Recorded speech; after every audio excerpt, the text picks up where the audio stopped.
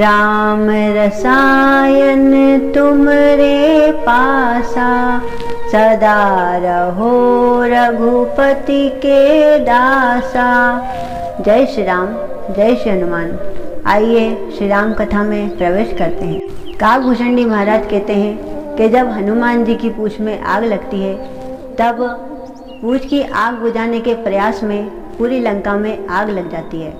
वास्तव में हनुमान जी महाराज ने आग नहीं लगाई, क्योंकि वह अपने साथ न माचिस लाए थे न तेल लाए थे। आग तो लगी रावण के अभिमान से, क्योंकि उसने ही आदेश दिया था कि हनुमान जी की पूंछ में आग लगाई जाए। अब रावण को पार्वती माता का श्राप था। एक समय की बात है, पार्वती माता ने भोलेनाथ से कहा कि प्रभु, जिस प्रकार देवी लक्ष्मी जी, देवी सरस्वती जी एक अच्छे भवन में रहती हैं, तो मेरी भी यह इच्छा है कि हमारा भी एक अच्छा भवन हो। तब भोलेनाथ कहते हैं कि देवी पार्वती, हमें तो कैलाश पर्वत पर ही आनंद आता है, यहाँ पर खुला वातावरण है। तो पार्वती माता कहती हैं कि नहीं प्रभु, मेरी तो यह इच्छा है कि हमारा भी एक सुंदर भवन बनना चाहिए। तब भोलेनाथ देवशिल्पी विश्वकर्मा को आदेश देते हैं और कहते हैं कि एक सुंदर स्वर्ण भवन का निर्माण किया जाए। तब विश्वकर्मा जी भूमि का चयन करते हैं और वह देखते हैं कि कहाँ पर भवन का निर्माण किया जाए। तब उन्हें एक रमणीय स्थान दिखाई देता है जो दक्षिण दिशा में होता है। वहाँ पर 3 पर्वत हैं, सुबेल पर्वत, नील पर्वत और सुंदर पर्वत। उन पर्वतों को त्रिकुट पर्वत के नाम से जाना जाता है। वह उन्हें योग्य लगता है, तो वह वहाँ पर निर्माण कार्य आरंभ करते हैं। अब भोलेनाथ और पार्वती माता के लिए भवन बनाना है, तो वह सुसज्जित होना चाहिए। नील पर्वत पे स्वर्ण भवन का निर्माण होता है, सुंदर पर्वत पे सुंदर अशोक वाटिका बनाई जाती है और सुबेल पर्वत पे सायंकाल भ्रमण करने के लिए खुला मैदान बनाया जाता है। कार्य पूर्ण होने के पश्चात भोलेनाथ वास्तु पूजा और ग्रह शांति के लिए ऋषि विशर्वा को बुलाते हैं। उनके साथ उनका पुत्र रावण भी आता है। पूजन पूरे विधि विधान से संपन्न होता है।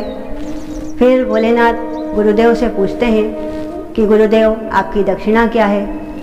तब गुरुदेव बोले, उसके पहले रावण ही कह देता है कि दक्षिणा में यह भवन ही चाहिए।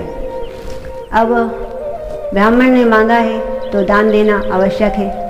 पार्वती माता को क्रोध आता है और वह कहती हैं कि रावण, तुमने छल किया है। अब यह तुमने दान में मांगा है तो दान तो देना पड़ेगा, पर इस भवन में जिस प्रकार मैं नहीं रह पाई, उस प्रकार तुम भी नहीं रह पाओगे। तुम्हें इसका सुख नहीं मिलेगा। यह भवन एक समय पर जला दिया जाएगा और इसका सर्वनाश हो जाएगा। कहते हैं कि जब पूजा विधि करवाई जाए, ग्रह शांति करवाई जाए, तो जिन गुरुदेव को बुलाया जाए उनसे पहले ही दक्षिणा और उनका जो दान है वह सब निश्चित कर लिया जाए।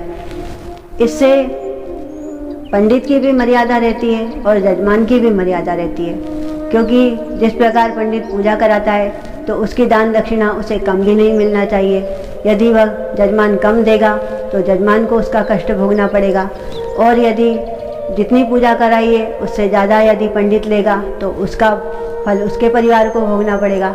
इसलिए पहले ही तय हो जाए, ताकि ना कम पड़े ना ज़्यादा हो।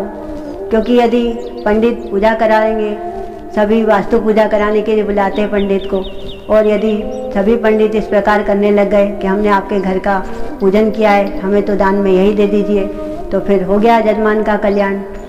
इसलिए पंडित को भी अपनी मर्यादा रखना चाहिए और जजमान को भी इस बात का ध्यान रखना चाहिए। पार्वती माता के लिए यह बात आती है कि जो भाग्य में होता है वही मिलता है, जो भाग्य में नहीं होता है वह हमें नहीं मिल पाता है, और कई बार आया हुआ भी हमारे हाथ से चला जाता है। इसलिए हमारे पास जो है, जो हमें प्राप्त है, वही पर्याप्त है। वैसे तो भगवान से मांगने की कुछ आवश्यकता नहीं होती है, क्योंकि भगवान स्वयं ही हमें सब कुछ बिना मांगे देता रहता है।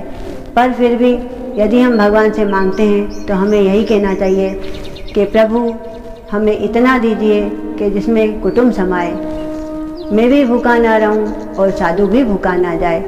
इस प्रकार की भगवान से प्रार्थना करना चाहिए और हमेशा संतुष्ट रहना चाहिए।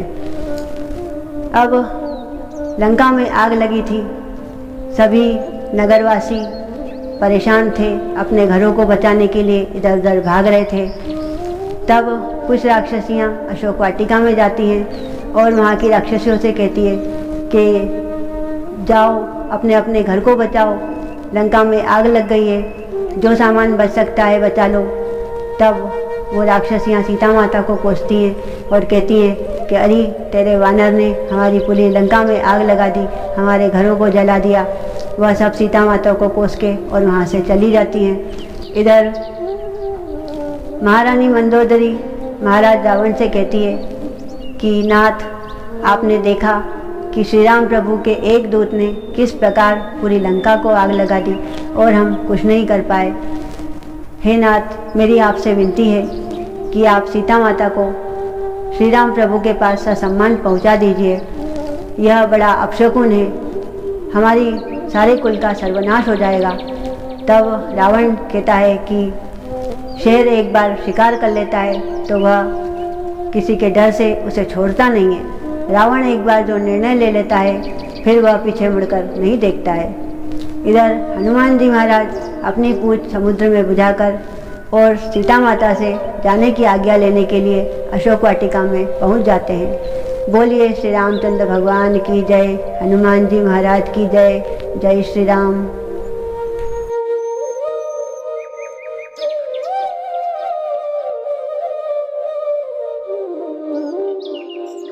Yeah.